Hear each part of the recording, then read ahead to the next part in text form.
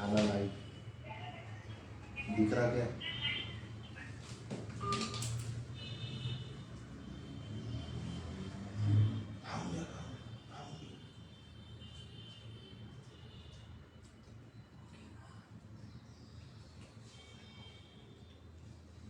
साथियों, दिख रहा? आप सब लोगों को हमारी तरफ से जय बिरसा, जय भीम, जय आदिवासी, जय मूल निवासी। आप सब लोग सिंधु संस्कृति के वारिस है। इस भारत के मूल मालिकों के वंशज है। मैं आप लोगों को मेरी तरफ से सामाजिक क्रांतिकारी अभिवादन करता हूं। आज हम जिस विषय पे बात कर रहे हैं वो विषय काफी गंभीर है। इस विषय को समझना और इस पर बात करना एक कम समय पे बड़ा डिफिकल्ट टास्क है, बहुत मुश्किल है। लेकिन हमारे लिए इस विषय को समझना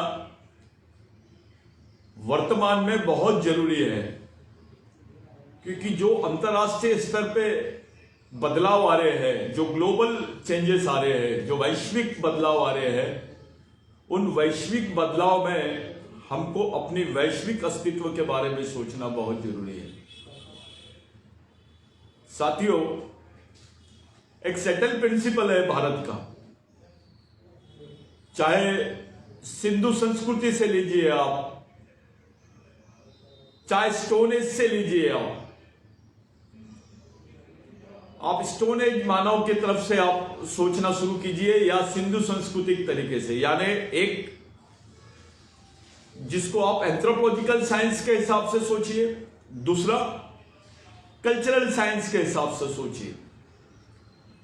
तो भारत में एक सेटल प्रिंसिपल सामने आता है, एक नियम सामने आता है कि भारत के जो आदिवासी है वो इस देश के मूल मानव समूह के लोग हैं, इस देश के प्रथम नागरिक है और वो इस देश के मालिक भी है। भारत का आदिवासी इस देश का मूल मालिक है और यहां के एससी, एसटी, ओबीसी माइनॉरिटीज जो है ये उनके वंशज है। ये बेसिक थ्योरी है और इस बेसिक थ्योरी पर हम लोगों को सोचने की जरूरत है। जिस तरीके से हमारे बीच में वैचारिक संक्रमण का फैलाव हो रहा है, जो मनुवादियों ने इस देश के बहुजन समाज के बीच में जो वैचारिक संक्रमण खड़ा किया है, उस वैचारिक संक्रमण को समझना पड़ेगा। उस वैचारिक संक्रमण की वास्तविकता को समझना पड़ेगा और इस वास्तविकता को समझे बगैर हम इस देश में मूल निवासियों का आंदोलन, आदिवासियों का आंदोलन नहीं चला सकते। उसको अपनी डेस्टिनी तक, उसके मूल उद्देश्य तक के हम लोग नहीं पहुंचा सकते। ये जनरेशन का प्रॉब्लम है, ये हमारी आने वाली पीढ़ी का प्रॉब्लम है, ये आधुनिक भारत का प्रॉब्लम है। मैं वैदिक भारत की बात नहीं कर रहा हूं, पहले आप लोग समझ लीजिए। वैदिक भारत और अवैदिक भारत, इन दोनों में आपको समझना पड़ेगा। इस देश में वैदिक भारत का जो नेतृत्व है वो संस्कृत करता है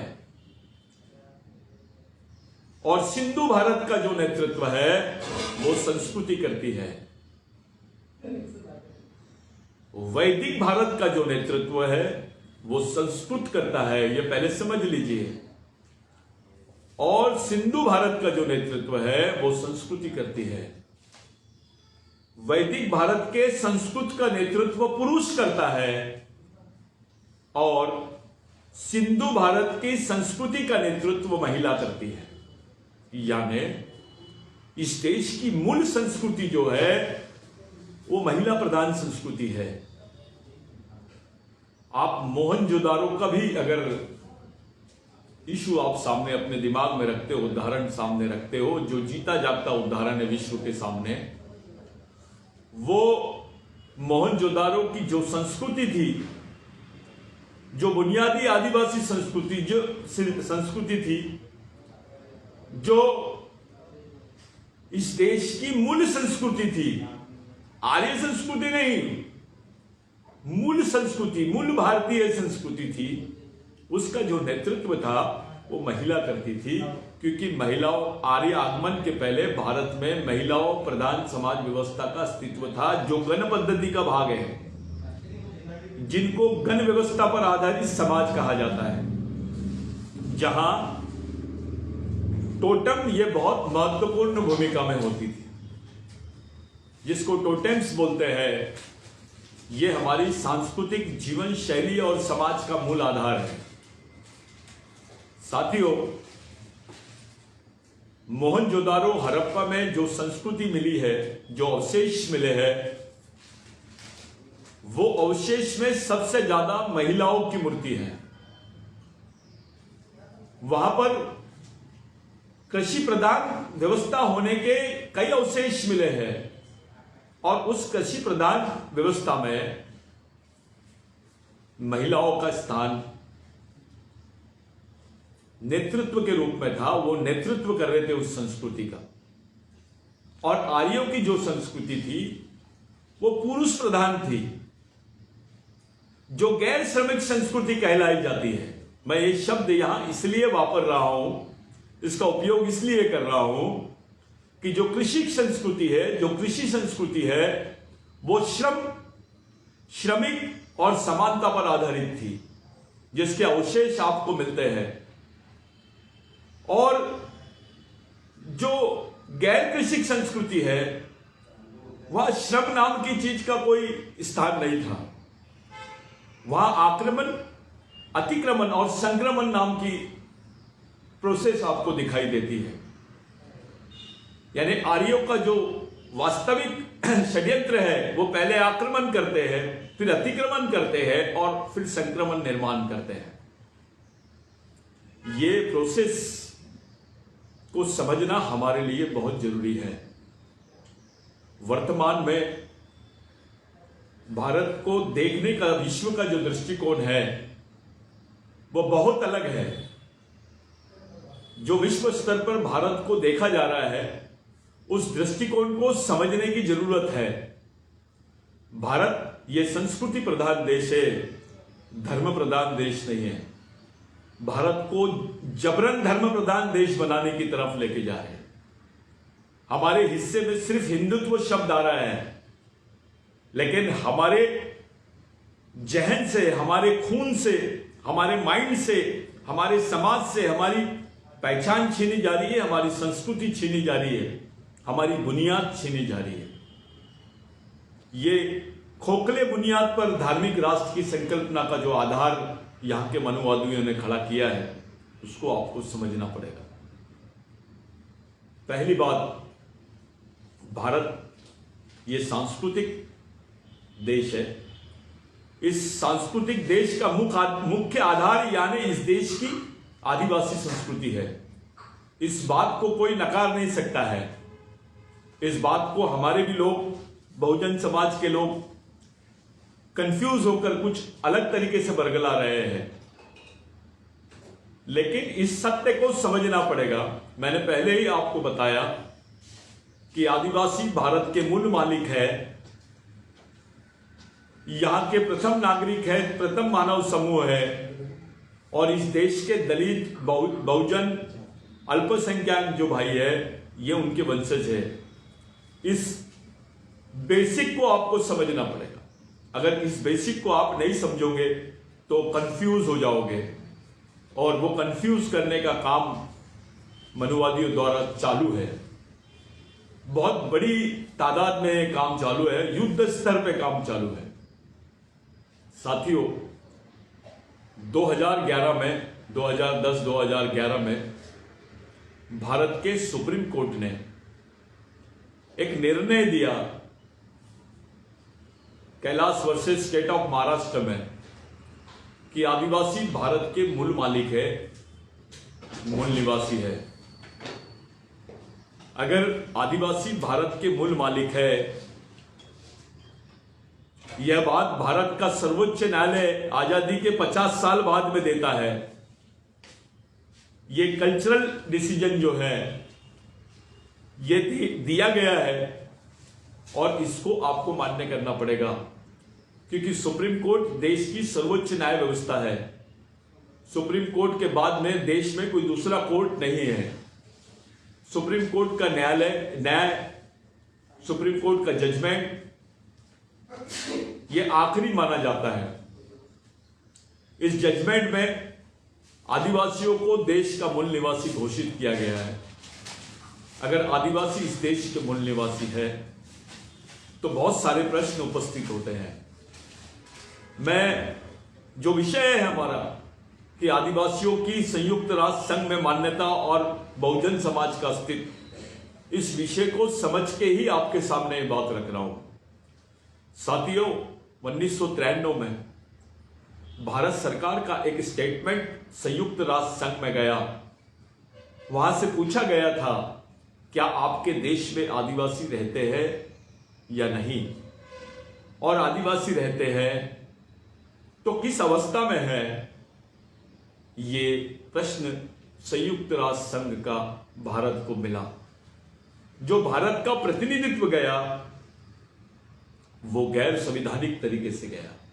जो भारत का स्टेटमेंट गया वो एंटी कॉन्स्टिट्यूशनल, एंटी आदिवासी, एंटी इंडिजिनियस, जो भारत के पूरे मूल निवासी थे उनके खिलाफ में गया। जो संविधान में प्रावधान किया गया है, जो संविधान सभा में, देखिए कॉन्स्टिट्यूशन को देखते वक्त जो कॉन्स्टिट्यूशन की हिस्ट्री है उसी को पार्ट ऑफ कॉन्स्टिट्यूशन माना गया है। यानी संविधान में जो प्रावधान है और संविधान पूर्व की गई प्रावधानों के लिए बहस, ये दोनों इस कॉन्स्टिट्यूशनल हिस्ट्री और कॉन्स्टिट्यूशनल आइडियोलॉजी का पार्ट है। ये दोनों एक साथ देखे गए हैं और इसी आधार पर सुप्रीम कोर्ट ने निर्णय दिया। क्योंकि भारत में आदिवासी कौन है, ये सवाल जब आएगा तो उनको कैसे प्रमाणित किया जाएगा, उनको किस तरीके से डिफाइन किया जाएगा, यह प्रश्न डॉक्टर बाबा साहब आंबेडकर के सामने था। और भारत के आदिवासियों को आदिवासी ही करके इस कॉन्स्टिट्यूशन में जगह मिलनी चाहिए, यह प्रश्न आदिवासी उच्च शिक्षित डॉक्टर जयपाल मुंडा ने किया। जयपाल मुंडा का जो सवाल डॉक्टर बाबा साहब आंबेडकर के सामने आया, उस पर कॉन्स्टिट्यूशन डिबेट में, यानी संविधान पूर्व बहस में यह बात क्लियर हुई। डॉक्टर बाबा साहब आंबेडकर ने रखा कि मैं अनुसूचित जनजाति ये शब्द इसलिए उपयोग में ला रहा हूं क्योंकि भारत में कानूनन तरीके से और जितने सुविधाएं आदिवासियों को दी जा रही है, जो प्रावधान आदिवासियों को दिए जा रहे हैं, उस प्रावधान का उपभोग और उपयोग करने के लिए यह सवाल सामने खड़ा होगा कि भारत में आदिवासी कौन है। तो आदिवासी कौन कौन है, इसके लिए एक शेड्यूल बनाया गया जिसको सूची बोलते हैं, अनुसूची बोलते हैं। और आदिवासियों को डिफाइन करने के लिए उनके सांस्कृतिक परिवेश को सामने रखकर डॉक्टर अंबेडकर ने एबोरिजिनल इस शब्द का उपयोग किया। बाबा साहब ने एबोरिजिनल इस शब्द का उपयोग किया और यह उल्लेखित किया कि मैं आदिवासियों को परिभाषित करने के लिए संविधान में कानूनी प्रारूप और कानूनी रूप से आदिवासियों को परिभाषित करने के लिए शेड्यूल ट्राइब इस शब्द का उपयोग कर रहा हूं। तो भारत में जो शेड्यूल ट्राइब है वो आदिवासी है और जो आदिवासी है वो शेड्यूल ट्राइब है। ये कॉन्स्टिट्यूशन और प्री कॉन्स्टिट्यूशन डिबेट से बात सामने आती है, और कॉन्स्टिट्यूशन और प्री कॉन्स्टिट्यूशन डिबेट के माध्यम से अगर ये बात सामने आती है तो भारत सरकार का जो स्टेटमेंट गया कि भारत में आदिवासी नहीं है, ये कॉन्स्टिट्यूशन के खिलाफ स्टेटमेंट है। भारत में जो शेड्यूल ट्राइब है उनको अलग सुविधाएं दी गई है, ऐसा स्टेटमेंट भारत सरकार का गया। और उन्होंने बताया कि भारत में किसी भी टाइप की गैर बराबरी नहीं है। ये जो स्टेटमेंट भारत सरकार का संयुक्त राष्ट्र संघ में गया, वास्तविकता में ये संविधान विरोधी स्टेटमेंट था। ये संविधान विरोधी स्टेटमेंट देते वक्त एक सवाल और खड़ा किया गया। ये मैं इसलिए बता रहा हूं क्योंकि इसका संबंध बहुजन समाज के लोगों से है। वहां ये स्टेटमेंट किया गया कि भारत के 50 लाख भील जिस भाषा का प्रयोग करते हैं वो आर्यन भाषा से मिली हुई संबंधित ऐसी लगती है। ये जो स्टेटमेंट दिया गया, ये स्टेटमेंट इसलिए दिया गया कि भारत के बहुजन समाज के जो लोग हैं वो जिन भाषाओं का प्रयोग करते हैं, बहुतांश भाषा में जो संस्कृत और आर्यन भाषा का अवशेष मिलते हैं, संस्कृत भाषा के अवशेष मिलते हैं, ऐसा वो साबित करना चाहते थे। यानी ये स्वीकार करते हैं कि आर्य बाहर से आया, लेकिन ये बताना चाह रहे हैं कि जितने लोग हैं इनकी भाषाएं और इनका जो संस्कृति है ये आर्य उससे मिला हुआ है, इसलिए ये आदिवासी नहीं हो सकते। जिस प्रकार उन्होंने भील वंश के लोगों को खत्म करने का एक षड्यंत्र रचा, उसी प्रकार वही षड्यंत्र अप्लीकेबल होता है यहां के दलितों को, यहां के बहुजनों को, यहां के ओबीसी को, यहां के माइनॉरिटीज को। तो साथियों, ये जो स्टेटमेंट था ये संविधान विरोधी स्टेटमेंट था, आदिवासी विरोधी स्टेटमेंट था और सिंधु संस्कृति को समाप्त करने के लिए स्टेटमेंट था। इसको समझना बहुत जरूरी है। बहुजन समाज में गलत फहमियां पैदा की जा रही है। हम लोग इस बात से सहमत हैं कि 85% इस देश के लोग यहां के मूल निवासी हैं। ये बात से आदिवासियों ने कभी नकारा नहीं इस बात। लेकिन आज जब देश के सर्वोच्च न्यायालय ने यह डिक्लेयर कर दिया है कि आदिवासी भारत के मूल मालिक है, तो हम ऐसा कह रहे हैं कि पूरे बहुजन समाज ने इस मांग का समर्थन करना चाहिए कि आदिवासी भारत के मूल मालिक है और यहां के SC, ST, OBC, anti minorities उनके वंशज हैं। तो ये जो दूसरी प्रक्रिया है ये हमारे सेकेंड फेज का आंदोलन है। लेकिन फर्स्ट फेज का आंदोलन ये है कि संयुक्त राष्ट्र संघ में यह बात साबित हो जाए कि भारत में आदिवासी है। यह बात साबित होने से जो मदद बहुजन समाज को मिलती है, जो मदद यहां के 70% लोगों को, 75% लोगों को मिलती है, उस पर पर्दा डाला जा रहा है। उस मांग को कहीं तो भी अलग साइडलाइन करने की कोशिश कर रहे हैं जो लोग अपने को सो कॉल्ड इंटेलेक्चुअल बोलते हैं इस देश में। मेरा उनसे सवाल है कि आप ओपन डिबेट कीजिए। वो 2011 के जजमेंट को क्रिटिसाइज कर रहे हैं कि ये जजमेंट यहां के बहुजन विरोधी जजमेंट है। आप इस तरीके से मत बोलिए उसको भी। इस जजमेंट में एक बात आपके पक्ष में आई है कि आपके पक्ष में यह आई है कि आदिवासी भारत के मूल मालिक है। आपको सिर्फ इतना ही साबित करना है कि आप उनके वंशज हो।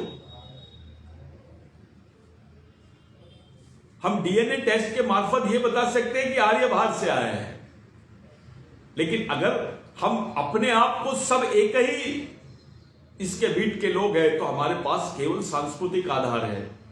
और सांस्कृतिक आधार यानी आज अगर इस देश के दलित भाई को, इस देश के OBC भाई को, इस देश के माइनॉरिटी के भाई को अगर अपने आप को देश का मूल मालिक या आदि मूल निवासी बोलना है तो उनको यह साबित करना पड़ेगा कि वो आदिवासियों के वंशज है। आप इस बात को समझ लीजिए। जो शिव संस्कृति है, जो शैव संस्कृति है, जो सेवा संस्कृति है,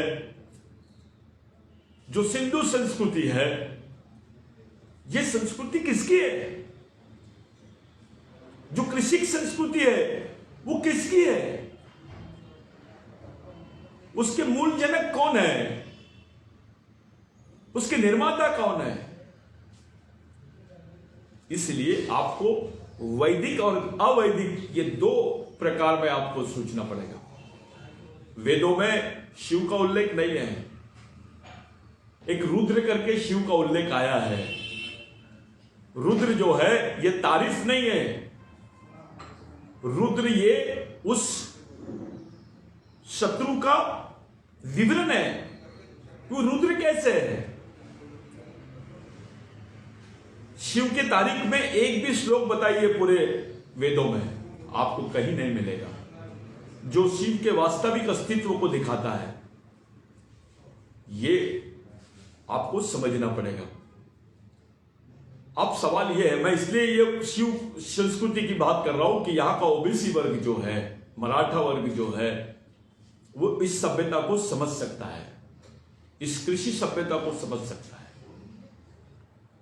हमारा जो मूल तंत्र है वो धार्मिक नहीं है, वो सांस्कृतिक है। हम कृषि संस्कृति के मालिक हैं। हम लोगों ने इस संस्कृति को निर्माण किया है। हम लोग इस बात को समझ नहीं रहे हैं। दो टाइप की मूवमेंट आपके सामने खड़ी है। दो टाइप की मूवमेंट में आपको भी निर्णय लेना है। There is more confusion. आप में एक सैचुरेशन आ रहा है, एक वैचारिक संक्रमणता की परिस्थिति निर्माण हो रही है सांस्कृतिक आधार पे। जो बहुजनवाद की कंसेप्ट खड़े कर रहे हैं, मैं किसी को कमेंट्स नहीं करना चाहता हूं, लेकिन उस बात से उनको आगाह करना चाहता हूं कि इससे हम क्या नुकसान कर रहे हैं। एक रणनीति होती है, उस रणनीति को समझना बहुत जरूरी है। अगर आदिवासी को संयुक्त राष्ट्र संघ में मान्यता मिल जाती है तो दो चीजें सामने आ जाती है कि भारत में आदिवासी है और भारत में आर्य भी है। आपको तय करना है, आप आदिवासियों के वंशज हो या आर्यों के।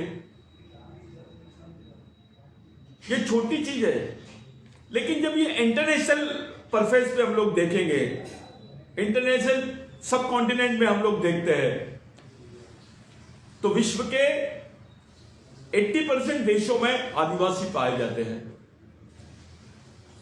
अगर आदिवासियों को, भारत के आदिवासियों को मान्यता मिलती है तो संयुक्त राष्ट्र संघ में विश्व के आदिवासी आपके समर्थन में आ सकते हैं।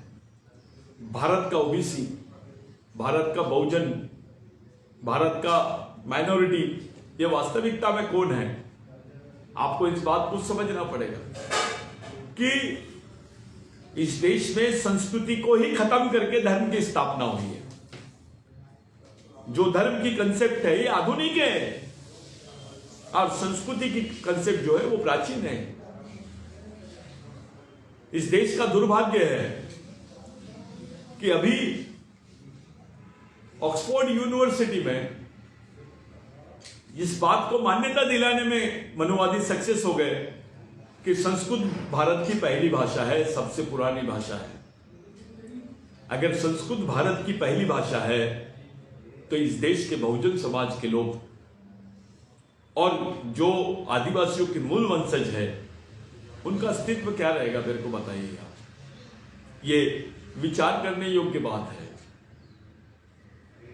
इस देश में संस्कृति और संस्कृत का संघर्ष है।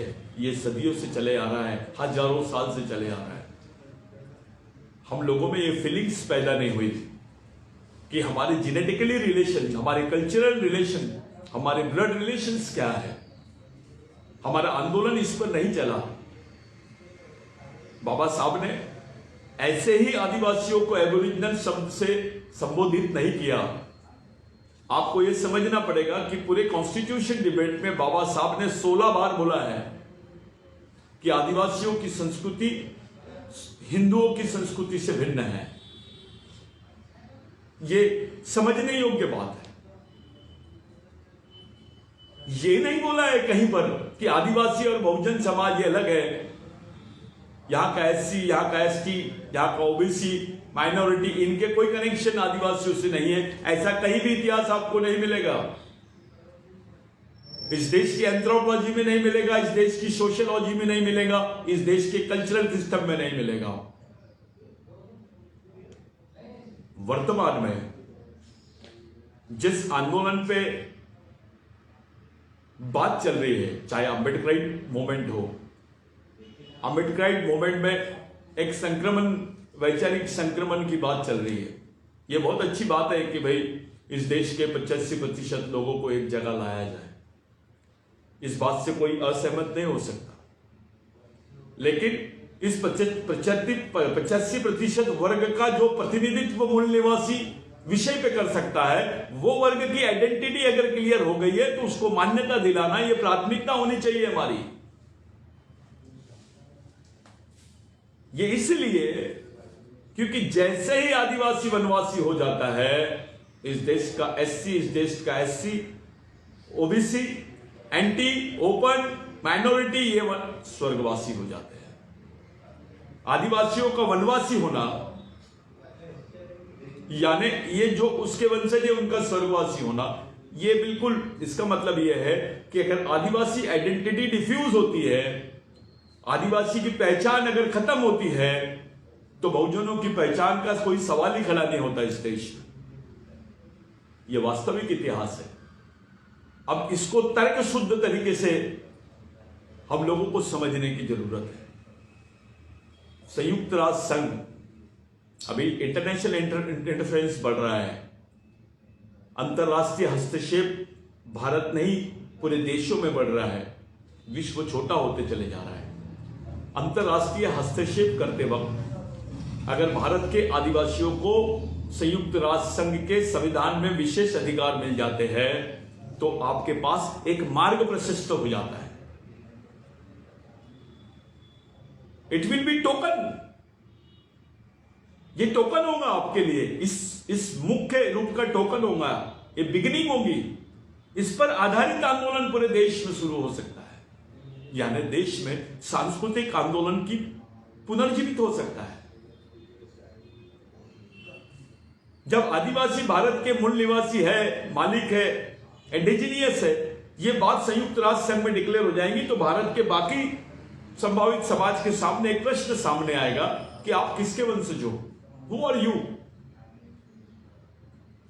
तब इस देश के सांस्कृतिक सत्य को सामने लाने के लिए हमारे समाज के, बहुजन समाज के इंटेलेक्चुअल्स काम करेंगे।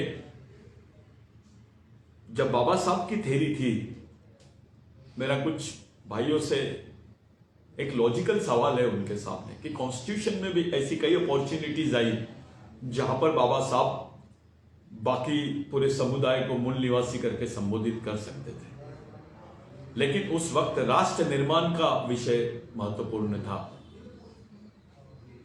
इसलिए देश में धर्मनिरपेक्ष राष्ट्रवाद का कंसेप्ट सामने लाया गया। इस धर्मनिरपेक्ष राष्ट्रवाद की कंसेप्ट में एक बात को हवा नहीं दी गई, दूर रखा गया।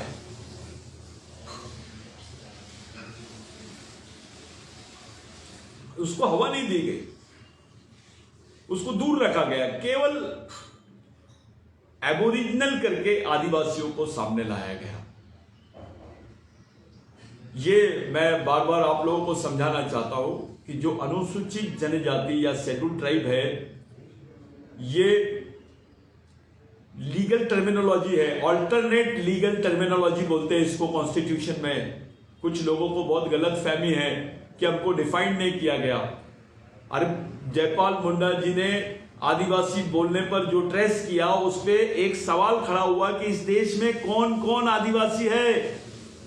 एक जमात नहीं है, आदिवासियों में इस देश में 640 से ज्यादा जमातें हैं, जिनको एक जगह लाकर यह साबित करना था कि ये आदिवासी है। तो अगर कानून में यह सवाल खड़ा होता है कि who are Adivasi, who is Adivasi, Adivasi कौन है, तो उनको अनुसूची में लाना कि भाई ये आदिवासी है, उनको अनुसूचित करना, बहुत जरूरी था।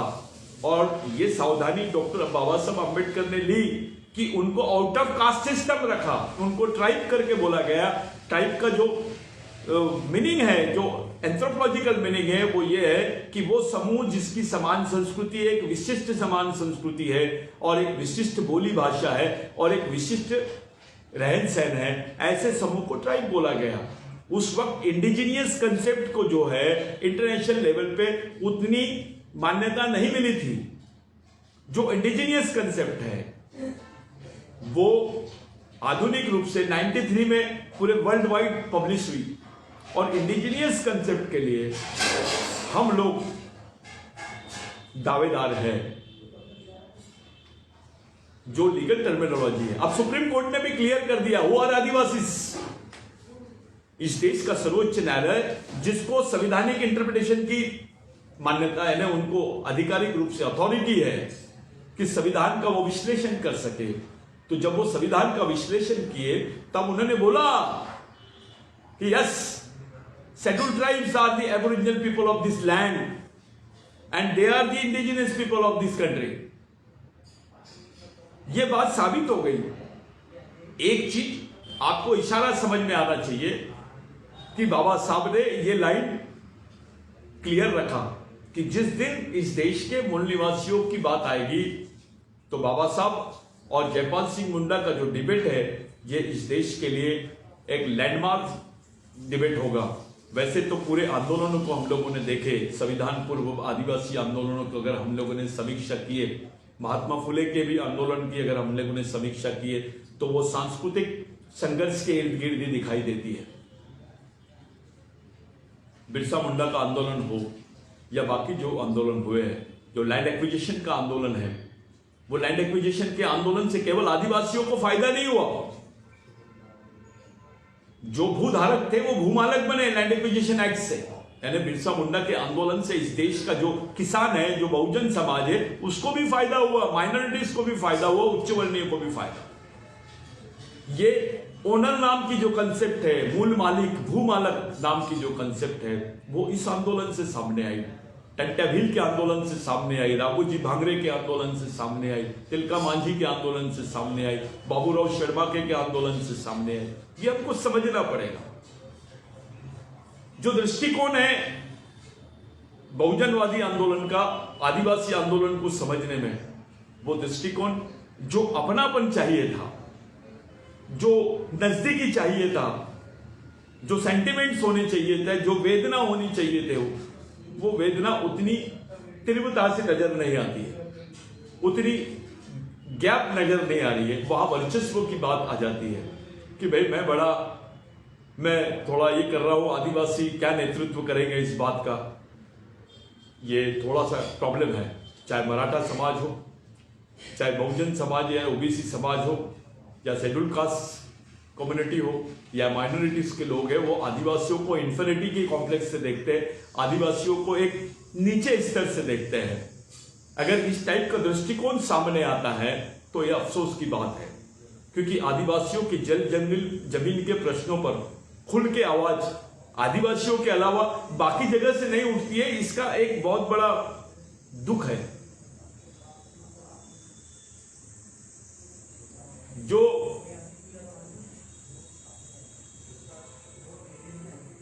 हमको समझना पड़ेगा।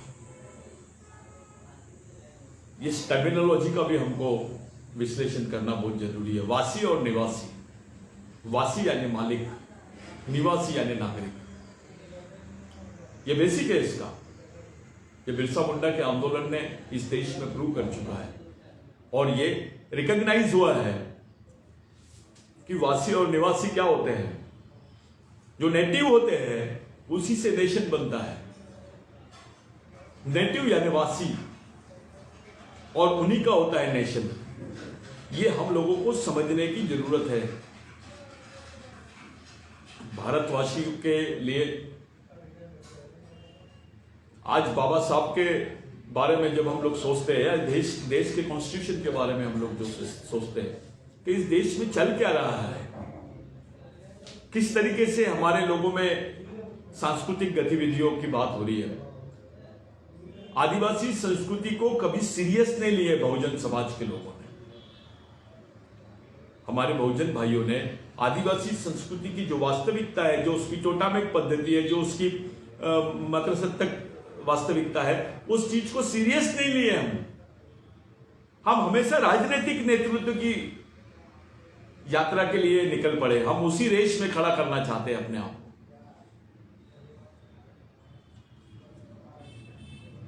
उस रेस में हम लोग पिछड़ गए। हम एक दूसरे से दूर हो रहे हैं भाई। शिवाजी महाराज को, संभाजी महाराज को आदिवासियों के अलावा किसी ने इतना साथ नहीं दिया जितना आदिवासियों ने दिया है। जमीन आदिवासियों के, सैनिक आदिवासियों का हर राजा शिवाजी महाराज को बनाया गया, संभाजी महाराज को बनाया गया। महिलाओं को जो वास्तविक प्रधानता दी गई, जो वास्तविक उनका सर्वोच्च स्थान आदिवासी संस्कृति में है, आपको कहीं दिखाई नहीं देता है। लेकिन जो कृषि प्रधान व्यवस्था है, आज भी गांव में जाइए आप, ओबीसी में रहेगा या कोई भी रहेगा, उनमें इसके अवशेष नजर आते हैं। हाँ, ये बात जरूर है कि जो टोटामिक पद्धति थी, जो उसके गण पद्धति थी, उसको नष्ट कर दिया गया। आर्यों ने उसको नष्ट किया। साथियों, आज हमारे सामने देश और समाज दोनों को बचाने का प्रश्न है। हम भावनात्मक हो जाएंगे हिंदुत्व के नाम से तो नहीं चलेगा। आपको हिंदुत्व की बात करते वक्त आपको सिंधु की भी बात याद रखनी पड़ेगी कि हिंदू का सिंधु से क्या संबंध है। इस बात को भूलना नहीं पड़ेगा। केवल हिंदुत्व के साँचे में अगर कोई मनुवादी शक्तियां अगर छुपना चाहती है और इस देश को संचालित करना चाहती है, कंट्रोल करना चाहती है, और हम कंट्रोल हो रहे हैं, तो हमारे लिए, हमारी आने वाली जनरेशन के लिए बहुत बड़ा खतरा है। धर्मनिरपेक्षता इस देश की जान है। विश्व में अलग अलग संप्रदाय और अलग अलग समूह और अलग अलग सांस्कृतिक संप्रदाय का, धार्मिक संप्रदाय का जो समूह है, ये भारत में पाया जाता है। यहाँ की धर्मनिरपेक्षता जान है। इसका महत्व आप अब तब समझोगे। आपको दिखाई दे रहा है अभी तालिबान का जो इश्यू सामने आ रहा है, उससे धर्मनिरपेक्षता की वैल्यू समझ में आ रही है। जो सेक्युलरिज्म है उसकी वैल्यू समझ में आ रही है। हम लोग अपने पूर्वजों के आंदोलन से कुछ सीख लेने चाहिए। डॉक्टर बाबा साहब अंबेडकर को सर्वव्यापी बनाकर समाज के सामने पेश किया गया। उनके विचारों को प्रासंगिकता प्रदान की गई, और वो है महात्मा फुले के विचार है। लेकिन इस पूरे आंदोलन में संभाजी महाराज के विचार है, या और भी हमारे पंजाबराव देशमुख जी के विचार है, तुकडोजी महाराज के विचार है, या तुकाराम महाराज के विचार है। इनकी बात तो हम करते हैं, लेकिन इस बीच में आपको आदिवासी स्वतंत्रता सेनानी, स्वतंत्र सेनानी, क्रांतिकारियों के विचारों को भी समझने की जरूरत है। जिस समय हम आदिवासी क्रांतिकारियों के विचारों को समझ लेते हैं और उनको बहुजन आंदोलन में मिलेगा, तो वास्तविकता में जब सांस्कृतिक संघर्ष की बात आएगी तो नेतृत्व वो ही विचारधारा कर सकती है। उसका जो नेतृत्व है वो वही विचारधारा कर सकती है। ये सच्चाई है। चाहे ओबीसी हो, मराठा हो, शेड्यूल कास्ट हो, माइनॉरिटीज हो, क्रिश्चियन हो, मुस्लिम हो, इनको बताना पड़ेगा कि वो उनकी संस्कृति क्या थी, वो किसके, कौन सी संस्कृति के वारिस है, वो किसके वारिस है। इसलिए ये सूत्र बराबर है कि अगर आदिवासियों को, अगर बहुजनों को अपने मूल निवासियत को के अस्तित्व को बरकरार रखना है, तो उसलिए जरूरी है कि भारत के आदिवासियों को संयुक्त राष्ट्र संघ में मान्यता मिल जानी चाहिए। तब जाके इस देश में एक नई बात सामने आएगी। इस देश में एक सांस्कृतिक अधिकारों की बात सामने आएगी और हम सब उन सांस्कृतिक आधारों पर सोचने लग जाएंगे। आप जब अपनी संस्कृति की बात करते हो, अपने अधिकारों की बात करते हो, तो इस देश में राष्ट्र विरोधी हो जाते हो।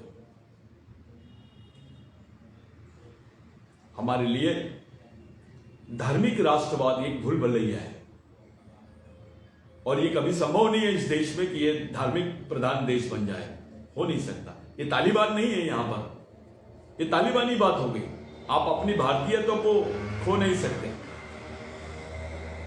आप अपनी भारतीयता को कायम रखते हुए ही काम आपको करना पड़ेगा। इस देश में संविधान की प्रासंगिकता भारतीयता पर आधारित है, हिंदुत्व पर आधारित नहीं है, ना इस्लाम पे आधारित है, ना क्रिश्चियनिज्म पे आधारित है। वो धर्मनिरपेक्षता पर आधारित है, उसकी प्रासंगिकता धर्मनिरपेक्ष पर आधारित है। और भारत ये धर्मनिरपेक्ष राष्ट्र है। आदिवासी संस्कृति में देखिए, आप आदिवासी को कभी किसी से भेदभाव करते हुए आप देखे नहीं होंगे। वहां जाति का कोई स्थान ही नहीं है, वहां धार्मिक कट्टरवाद को कोई स्थान नहीं है, वहां भेदभाव नहीं है। वो तो किसी भी धर्म संप्रदाय के आदमी के साथ मानवतापूर्ण व्यवहार करते हैं। वो मानवता पर आधारित एक विचारधारा है, जहां पे जीव जंतुओं का भी विचार होता है। चाहे आप कोया संस्कृति की बात कीजिए, आप कोल संस्कृति की बात कीजिए, आप भिल संस्कृति की बात कीजिए, आप मुंडा संस्कृति की बात कीजिए, संताली संस्कृति की बात कीजिए, आप भारत के किसी नागा संस्कृति की बात कीजिए, आपको वही अवशेष दिखाई देते हैं। विश्व के आदिवासियों में एक सांस्कृतिक समानता का जो सूत्र है वो बेसिक है। और एशिया खंड में, जो गोंडवाना लैंड के एशिया खंड में जो मूल मानव पहले मिला है वो आदिवासी है, और वो भारत का आदिवासी है। इस बात का हम सबको गर्व होना चाहिए। इसलिए मैंने पहले ही आपको बता दिया कि आपको पाषाण काल से इसकी सोच रखनी पड़ेगी। आप पाषाण काल से एक तरीके से आप सोचो, जो एंथ्रोपोलॉजिकल अप्रोच है, और दूसरा कल्चरल अप्रोच है। ये दोनों अप्रोच पे आप जब आते हो तो आपके सामने एक प्रिंसिपल मिलता है कि आदिवासी भारत के मूल मालिक है, मूल मानव समूह है, और इस देश के एससी, ओबीसी, माइनॉरिटीज ये उनके वंशज है। ये थ्योरी है। इस थ्योरी को आप मानना पड़ेगा। आपको अपनी मातृसत्तक पद्धति का, अपनी सांस्कृतिक मातृसत्तक पद्धति के नेतृत्व को मानना पड़ेगा, जो मोहनजोदड़ो हड़प्पा के हैं। उसके अवशेष आज भी मिलते हैं। वो मंत्र तंत्र में आपके पास आज भी निहित है। चाहे उत्पादन का सूत्र हो, कृषि उत्पादन का सूत्र है, आपको मंत्र तंत्रों पर ही आधारित ये सब चीजें मिलती है। यहां कोई श्लोक की जरूरत नहीं होती। आप ऋग्वेद के मंत्र से खेती करते हुए भारत के किसी किसान को नहीं देखोगे। आप संस्कृत के मंत्रों पर किसी भी किसान को काम करते हुए नहीं देखोगे, चाहे वो ब्राह्मण क्यों ना हो। क्योंकि खेती का अपना एक सूत्र है, उत्पादन का अपना एक सूत्र है। जो भारत कृषि प्रधान देश है, कृषि प्रधान देश होने का ही मतलब है कि उसकी संस्कृति ये श्रमिक संस्कृति है। ये श्रमिक और समानता पर आधारित संस्कृति है। इसके अवशेष आपको मिलते हैं। मैंने एग्जाम्पल के रूप के शिव को देखा। ये शिव, ये हमारा सांस्कृतिक अधिष्ठान है। अब कोई इसको व्यक्ति बोले, भगवान बोले, मैं उससे नहीं ये करता हूं। ये सांस्कृतिक अधिष्ठान हो सकता है आदिवासियों का और यहां के मूल निवासियों का। ये बेसिक है इसके पीछे का। और रही बात राष्ट्रीयता की, तो ये देश में धर्मनिरपेक्षता ही राष्ट्रीयता है और राष्ट्रीयता ही धर्मनिरपेक्षता है। कोई अगर इसको कोई अलग सूत्र से इस देश को चलाने की बात कर रहा है तो वो बेईमानी है, वो एंटी कॉन्स्टिट्यूशनल होगा। आपको इस देश के सांस्कृतिक मूल्यों को छोड़कर इस देश में कोई दूसरी बात लाना, धर्मांधता की बात करना, धार्मिक राष्ट्रवाद की बात करना, ये देश के साथ धोखा है, ये संविधान के साथ धोखा है। इसलिए बहुजन समाज का जो कंसेप्ट है या बहुजन समाज का जो अस्तित्व है वो सांस्कृतिक आधार पर टिका हुआ है और वो सांस्कृतिक आधार के आखिरी अवशेष आदिवासियों में पाए जाते हैं। वो आदिवासियों में अवशेष पाए जाते हैं। तेली, माली, कुंबी, धनगर, इनमें पाए जाते हैं आदिवासियों के अवशेष। ये बेसिक है उसका। There is no other theory in India, चाहे उसकी एंथ्रोपोलॉजिकल थ्योरी ले, उसकी कल्चरल थ्योरी ले या उसकी आर्कियोलॉजिकल थ्योरी ले। इन सत्य को मानना ही पड़ेगा। यूटिपियन थ्योरी अगर आप समाज को रखोगे, कंफ्यूज करोगे, तो आने वाली पीढ़ी आपको माफ नहीं करेगी। आप काल्पनिक शास्त्र पे समाज का निर्माण नहीं होगा, वास्तविक शास्त्र पे समाज का निर्माण होना चाहिए। ये बेस है उसका। आज प्रश्न है मराठाओं के सामने, प्रश्न है ओबीसी के सामने, प्रश्न है शेड्यूल कास्ट के सामने कि अपना सांस्कृतिक वारसा कैसे खड़ा किया जाए, वो कल्चरल आइडेंटिटी कैसे खड़ी की जाए, उस कल्चरल आइडेंटिटी पर आधारित समाज का यूनिफिकेशन, समाज का सामाजिकीकरण कैसे किया जाए, ये बेसिक प्रश्न हमारे सामने खड़ा है। मैंने बता दिया कि देश को भी बचाना है, संस्कृति को भी बचाना है और समाज को भी बचाना है। देश, संस्कृति और समाज, ये तीनों चीजों पर काम करने की जरूरत है। कुछ लोग इस देश की न्याय व्यवस्था पर, इस देश की राजनीतिक व्यवस्था पर, इस देश की अर्थव्यवस्था पर अपना कब्जा जमा के आपके मन में एक कंफ्यूजन खड़ा कर रहे हैं। और जो समाज कंफ्यूज रहता है, जिसमें वैचारिक संक्रमणता रहती है, जो संक्रमित रहता है वैचारिक रूप से, सांस्कृतिक रूप से संक्रमित रहता है, वो लंबे समय तक गुलामी में रहता है।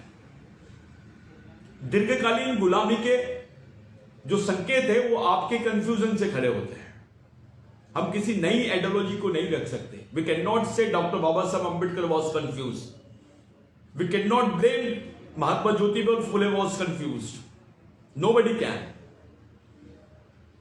उनका कल्चर ये था। We can not say Jaipal Singh Munda was confuse, क्योंकि उनके पास एक विजन था, उनके पास एक लाइन थी, उस चीज को समझा गया था। आप संभाजी महाराज के जीवन को देखिए, आप उनका जो इनकाउंटर हुआ संभाजी महाराज का, वो कल्चरल इनकाउंटर था, उसको अच्छे से समझा है हमने। संभाजी महाराज के पीछे जो बेसिक रूट्स थे उनके, वो आदिवासी रूट्स थे, जो कल्चरल रूट्स थे वो आदिवासी थे। लेकिन उनको जब इनकाउंटर किया गया, उसके पीछे की जो पार्श्वभूमि है, वो जो थ्योरी है, संभाजी महाराज का इनकाउंटर भारत के तमाम मूल निवासियों को जागरूक कर सकता है। वो जो पॉलिटिकल इनकाउंटर हुआ है उसको समझा जा सकता है। मैं शिवाजी महाराज की बात नहीं कर रहा हूं, मैं महात्मा ज्योतिबा फुले की बात रखता हूं कि महात्मा ज्योतिबा फुले का जो सिद्धांत था, सांस्कृतिक सिद्धांत जो था, शेतकऱ्यांचा असूड, जो स्लेवरी ऑफ, वो स्लेवरी जो ग्रंथ है उनका, जो शेतकऱ्यांचा असूड ग्रंथ है, जो ग्रंथ है उनके आए हैं, गुलामगिरी जो ग्रंथ है उनका, उसमें आपको इस देश के बेसिक रूट्स की, जो कल्चरल रूट्स है, उसी पे बात समझ में आएगी। डॉक्टर बाबा साहब अंबेडकर का नेपाल का भाषण देखिए आप। आपके बीच में मनुवादी कंफ्यूजन खड़ा करते हैं कि डॉक्टर बाबा साहब अंबेडकर ने हु सुधराज में बोला कि आर्य बाहर से नहीं आया, ऐसा प्रतीत होता है। उसको उन्होंने अपना ढाल बना लिया और उस पर कंफ्यूजन खड़ा करके समरसता का आंदोलन पूरे देश में खड़ा कर दिया। वो समरसता के आंदोलन में हम फंस गए, हम कंफ्यूज हो गए। आज खुलेआम पूरे देश में आदिवासियों के खिलाफ में आंदोलन चलाया जा रहा है, उनको वनवासी बोला जा रहा है। बहुजनों को लगता है कि ये उनका प्रश्न नहीं है, यहाँ के शेड्यूल कास्ट को लगता है कि ये उनका प्रश्न नहीं है, माइनॉरिटी को लगता है ये उनका प्रश्न नहीं है। लेकिन भाइयों, जिस दिन आदिवासी वनवासी हो जाएगा, आप लोग स्वर्गवासी हो जाओगे। ये आपके सांस्कृतिक वजूद से जुड़ा हुआ प्रश्न है। It's intellectual attack on your culture. आपकी पहचान पर अटैक है ये।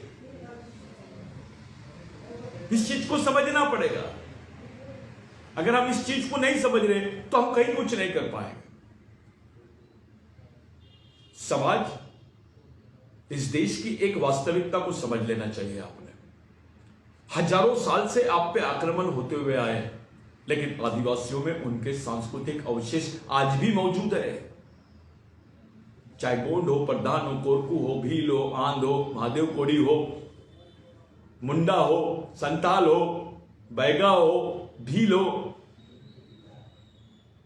वारली हो, ठाकर हो, गावित हो, नागा, उनमें है वो अवशेष है, वो बच्चे हैं। इसका पूरा उपयोग एससी, ओबीसी, मराठा, माइनॉरिटीज के लोगों ने करना चाहिए। इसको एक अपने लिए आइडियोलॉजिकल स्टेज, ये आपके लिए रोड मैप है, कल्चरल रोड मैप।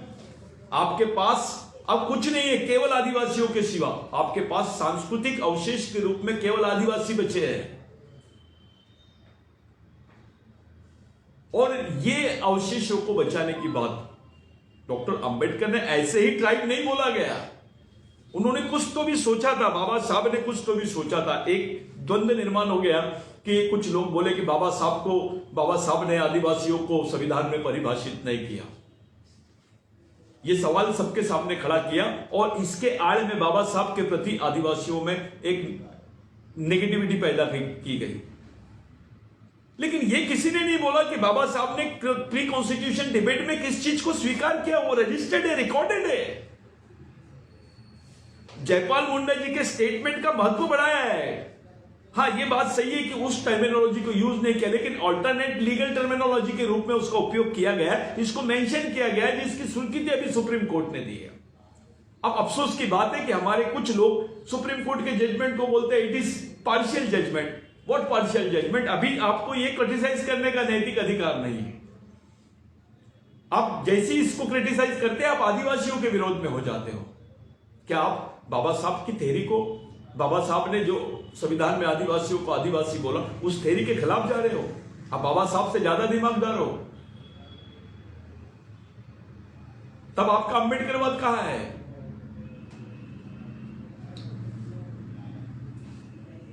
इस देश में आंदोलन, संघर्ष और समाज निर्माण की जो प्रक्रिया है वो सांस्कृतिक रूप से ही हो सकती है, जातीय रूप से नहीं हो सकती है।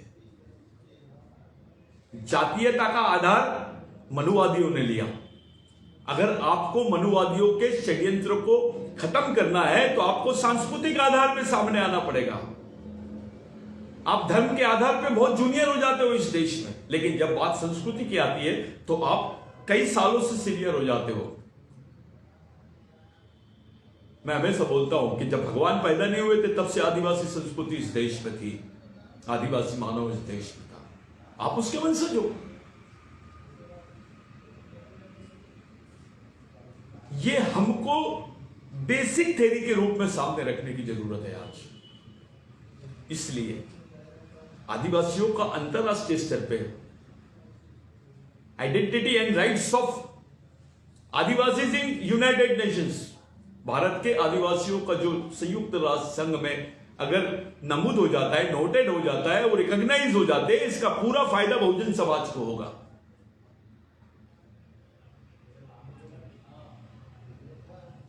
ये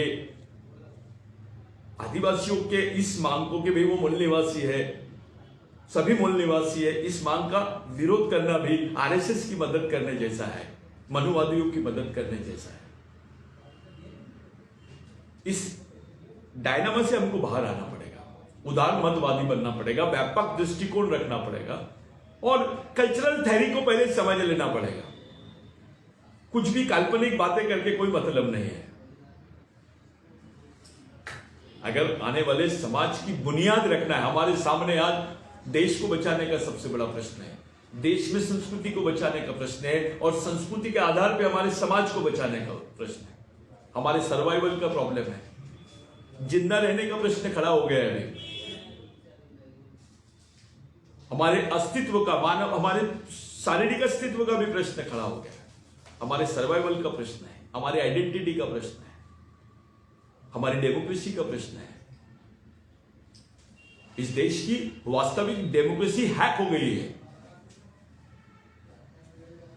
उसका जो नियंत्रण है वो केंद्रित होते चले जा रहा है।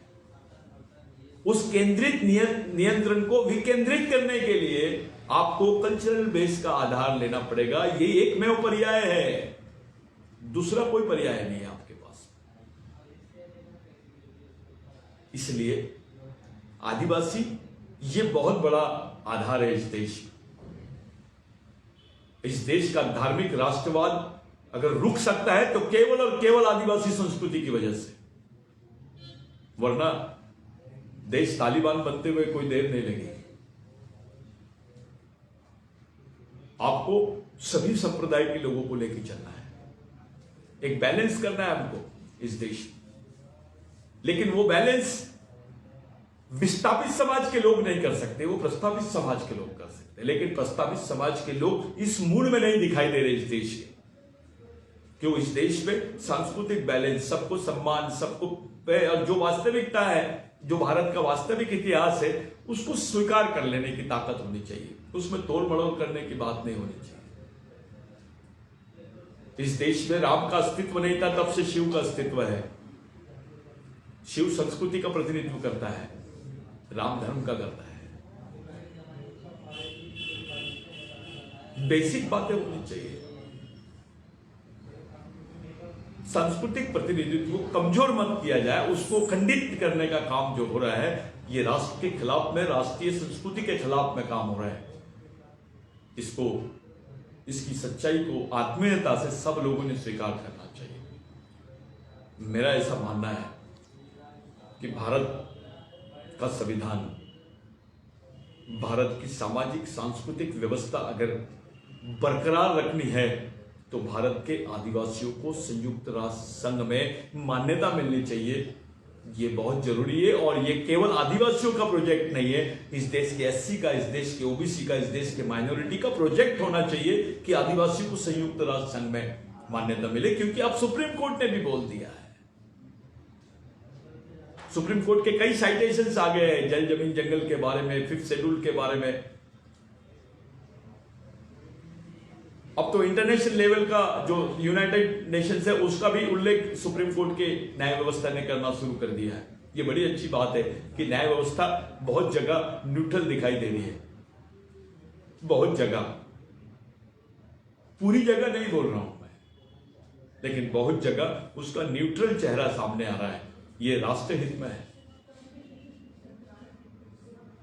अभी संयुक्त राष्ट्र संघ के अधिकारों का और इंडिजिनियस टर्मिनोलॉजी, भारत के सर्वोच्च न्यायालय ने आदिवासियों को इंडिजिनियस करके संबोधित कर दिया है। इस बात को कैश करना है, इस बात को आप जातीय व्यवस्था में, आप धार्मिक व्यवस्था में रह के इस चीज को कैसे कर सकते हैं? अगर आदिवासियों की टोटेमिक सांस्कृतिक व्यवस्था है और वो क्लियर हो रहे हैं, वो डिक्लेयर हो रहे हैं, आइडेंटिफाइड हो रहे हैं, तो आइडेंटिफाइड इंडिजिनियस पीपल और unidentified indigenous people, identified indigenous people के राइट्स अगर कनेक्ट हो जाते हैं और वो निश्चित हो जाते हैं तो अनआइडेंटिफाइड इंडिजिनियस पीपल के लिए रास्ता मोकरा हो जाता है, उसके लिए रास्ता खुल जाता है। ये छोटी सोच होती है, ये छोटी सोच हो सकती है, एक संयमित सोच हो सकती है, एक सामाजिक सोच हो सकती है। इसका मतलब ये नहीं कि मैं इतना बुद्धिमान हो गया हूं कि मैं बाकी लोगों को क्रिटिसाइज करूं, ये भी गलत बात है। मैं यहां पर किसी का विरोध करने के लिए नहीं, मैं इस बात के समर्थन में बोल रहा हूं कि जो सही है उसको रिकग्निशन मिलना चाहिए। That is constitutionally proved. वो बाबा साहब ने प्रूव किया है। अगर बाबा साहब ने प्रूव की हुई बात है तो अंबेडकर का बाद उसका विरोध कैसे कर सकता है? उसके खिलाफ में कैसे जा सकता है? ये समझ के परे अगर वो जा रहा है, इसका मतलब सोचना पड़ेगा। फिर मैं आप तमाम लोगों इस आदिवासियत के लिए, इस बात के वास्तविक पहलू को समझने के लिए रिक्वेस्ट करता हूं कि आप इस ढंग से इसको सोचें, क्योंकि ये अंतिम पर्याय है, दूसरा नहीं है। कभी कभी घर का सबसे अनपढ़, गरीब, शोषित व्यक्ति ही पूरे परिवार को दिशा दे देता है। उसी प्रकार भारत का पहला आदमी, जो भारत का आज आखिरी आदमी है, आदिवासी, जो कभी पहला आदमी था वो आज भारत का आखिरी आदमी हो चुका है। उस व्यक्ति के माध्यम से पूरे भारत के मूल निवासियों को एनर्जी मिल सकती है, दिशा मिल सकती है, उनकी पहचान बहाल हो सकती है। इस बात की वास्तविकता को समझे बगैर अगर हम कोई बात करते हैं तो मेरी नजर में that is utopian against society, against cultural society. राजनीतिक संख्या शास्त्र और सांस्कृतिक समाज शास्त्र में जमीन आसमान का फर्क है। ये 85-15 का राजनीतिक संख्या शास्त्र जो है, इसको सांस्कृतिक समाज शास्त्र में परिवर्तित करने के लिए आपको बाबा साहब की, महात्मा फुले की थ्योरी, बिरसा मुंडा की थ्योरी, टंटा भील की थ्योरी, बाबूराव शर्मा की थ्योरी, राघोजी भांगरे की थ्योरी, इस चीज को इनको लेना ही पड़ेगा। उनकी वास्तविक थ्योरी को समझना ही पड़ेगा। बाबा साहब ने जो बोला उसका उल्लेख हो रहा है अपने सामने, लेकिन जो सोचे थे वो क्या सोच के वो बात बोले हैं, इस बात को समझने की जरूरत है। बाबा साहब तो सहमत हो गए थे कि भाई ये एक अछूत जैसा ही शब्द है।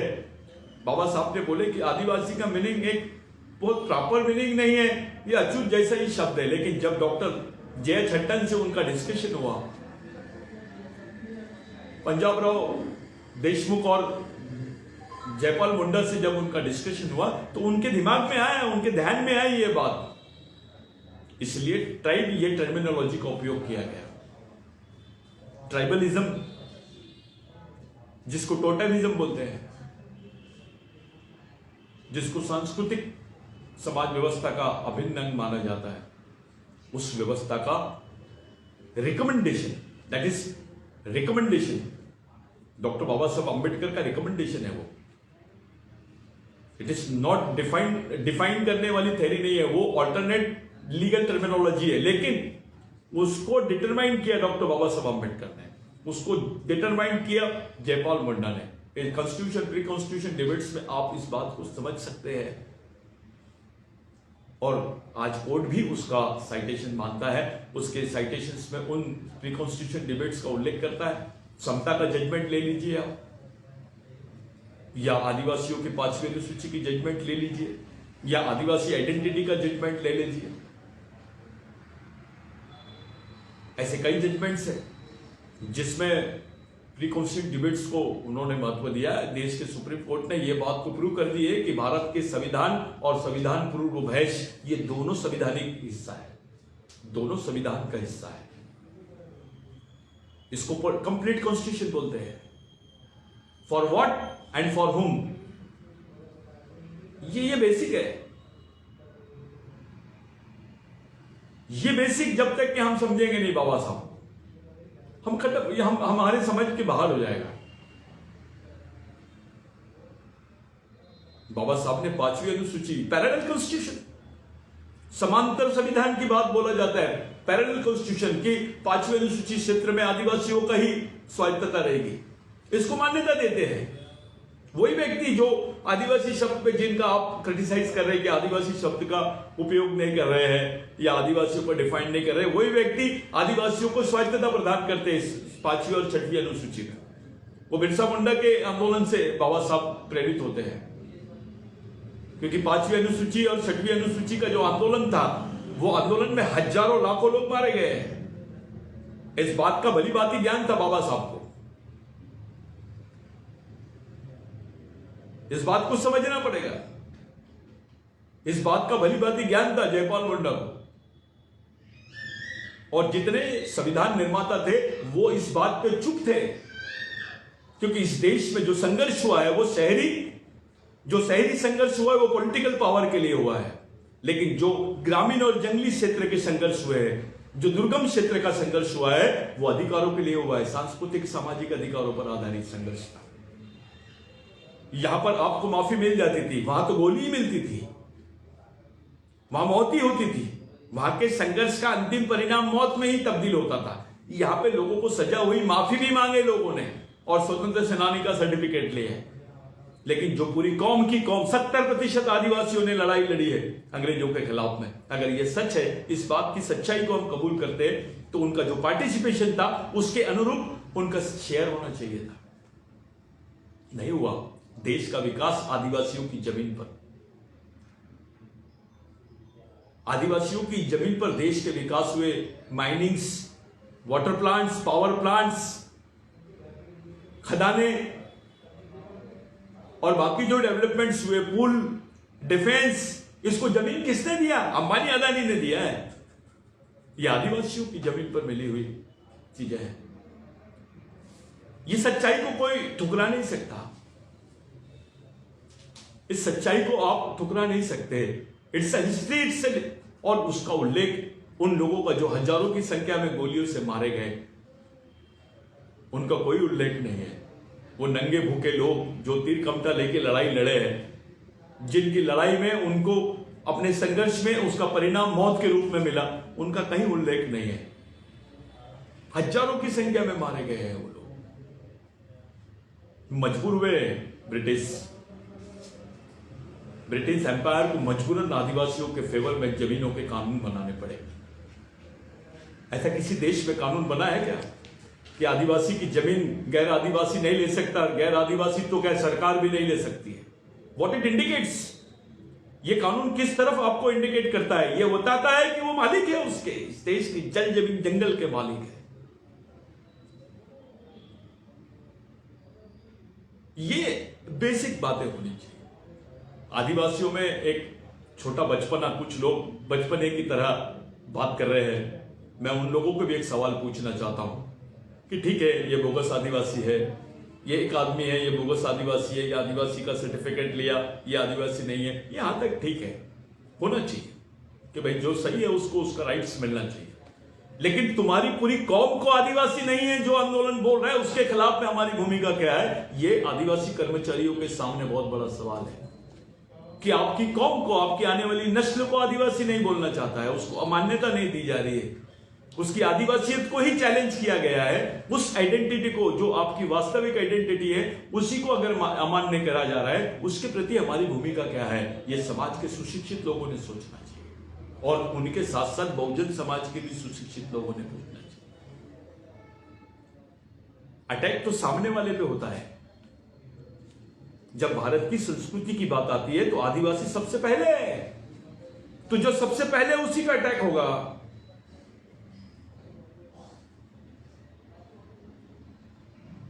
अगर सबसे पहले जिस पे अटैक होगा मारा हो ही जाएगा।